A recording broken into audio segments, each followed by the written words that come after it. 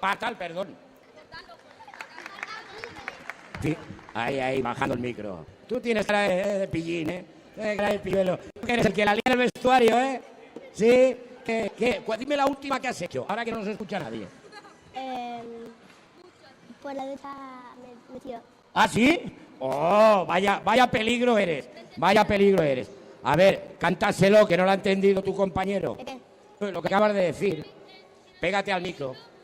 Ahí, pégate. No hace falta que lo toques. Tú pégate a él y habla. Díselo otra vez a tu compañero. ¿Qué es la última que ha hecho? Tirarme por las duchas. ¿Ves? No te enteras de la película. A ver, tú llevas 4 goles. Y uno que le pusieron al Pau. Ah, y otro también que le han dado a otro compañero. ¿En este equipo qué pasa? ¿Que reparte los goles Benjamín?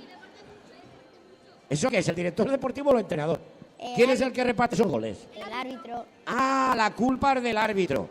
Ya. Hombre, eso también sí que es verdad, porque han tenido que cambiar. Nos hacen hacer unas listas increíbles. A ver, de los 4 goles, ¿cuál es el gol que más te ha gustado? Contra el que le pusieron a Pau. Sí, pero ponlo ahí, mira allí. El que le pusieron a Pau. El que le pusieron a Pau. Muy bien. ¿Y cómo fue ese gol? A ver, cántalo. Que me la pasó.